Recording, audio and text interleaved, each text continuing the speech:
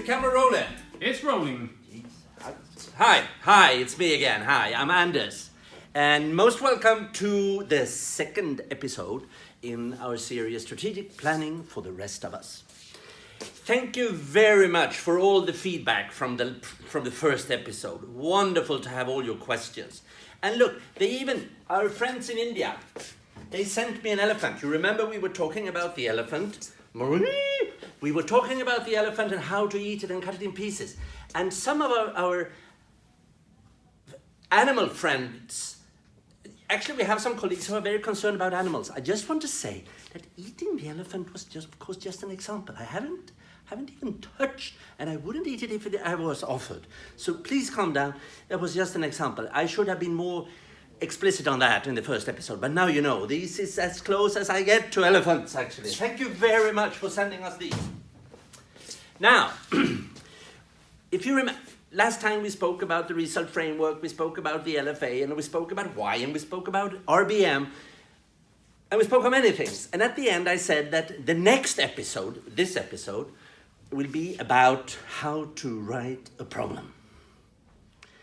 That was wrong. Or it was right at that time, but now we have changed it because I thought maybe there is one more thing we have to go through before we start with this.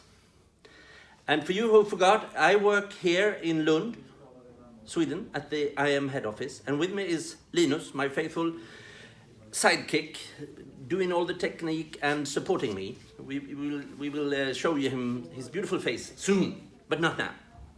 No, this second episode is actually quite a short episode, but I will say what you need to have at hand before you start writing your plan. 4 things. I can reveal that already. 4 things. Not complicated, but extremely important. So, with no further questions, here we go. As I said, this is not difficult. But the first thing, I think I will try to write on the board. You must tell me. The first thing is you must have an idea of, you know, I'm Swedish. My English is not so perfect at all. Idea of where do you want to go? Meaning, after all your work, what is the situation you want to see in the future? Your expected outcome, do you call it that? Or the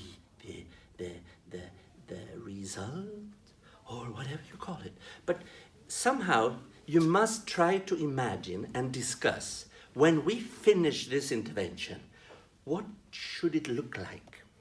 What is the change that we should be able to see? This is usually not the problem, because in many organizations, this is actually, now people are coming in here. Oh, you know, you book your rooms and people come in with their small faces, you know. Anyhow, where were we? Yes, in organizations, this is usually a box that is easy to check. This is about the vision of the organization and so on. So people usually have that. The second thing, however, a little bit more shaky. The second is you need to have a clear picture of now. And right now, in November, still November, here, 2017, in our organization, people are now struggling with a contextual analysis.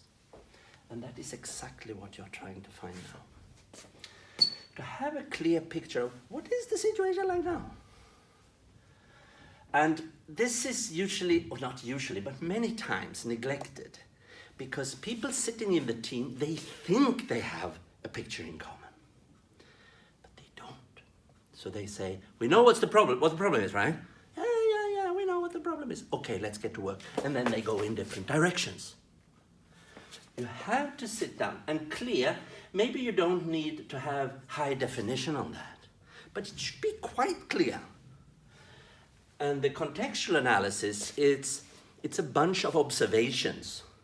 It's a bunch of observations, not solutions, not anything else but observations. The context analysis is a photo of the reality of where you are going to work in relation to your objective or the problem that you want to approach and change. An idea of where you want to go, a clear picture of the situation right now. I will come back to that later, but very important here is to involve people that will be affected or who are concerned with your project. Because even if people haven't been to universities, they are experts in their own reality. They know much better than you. So you must try to broaden up the participation when you do the context analysis. But I will come back to that in episode 4, I think. But as we know, things can change. Number 3, you must have an idea of how you change the world. No less. And in developmentish, this is a theory of change. And there is no right and wrong here. Well, it could be more evidence-based or less evidence-based. But, I mean, how do you think the world? It depends on who you ask. You can ask, someone would say, through broad participation of the rights holders. I think we at IM, we actually say that. Another person says, no, just a free market and things will solved. Another person says, a revolution. Let's do a revolution. Another person say, just let's go to the church or the mosque or the temple and pray and hope for change. There are even people today who think that the best way to change the world is to blow up yourself in pieces and try to kill as many as possible at the same time. I cannot say what is right and wrong. Of course, I have my own opinions. But this is almost like religion. You believe in a way that you change the world. And if you have that clear, at IM we have a theory of change, where we state that we believe that we have to work on different levels in a holistic manner, and so on. But when you have that, you must make sure that your plan and your intervention is in harmony with your theory of change. And I would say, this was not in my script, but I would say that if you are more evidence-based that this actually works, then you are more likely to be successful. But you must at least have an idea in your team. This is how we change the world, and that's why we intend to do this and that. Tell me your theory or strategy, and I will tell you who you are. Number 4, finally, the necessary knowledge. So many times people launch great things and they are not so successful. And it was obvious from the beginning, because they didn't ask around, not even in their office. If someone have you tried this before? Yeah, we did it 3 years ago. It doesn't work. No, they want to make a footprint. They want to build a monument of their own excellence. So they don't ask anyone. They just, I have an excellent idea. I have done that once or twice, unfortunately. But and today, with the access of information we have, and of course you must be critical to information on the net and so on, you know that. But we must use the existing experiences, because whatever you're planning, whatever you intend to do, probably someone else have tried it before. Maybe not exactly, and maybe not in the exact same context, but more or less the same. And therefore we should, as they say, we should stand on shoulders of giants. We should build on what existing knowledge, learning from good experiences, from bad experiences, and take it further. That's it. 4 things. Must be clear. Just let me see if I forgot something. No, what you need to remember is, I had a red one, here it is. Where do you want to go? The objective.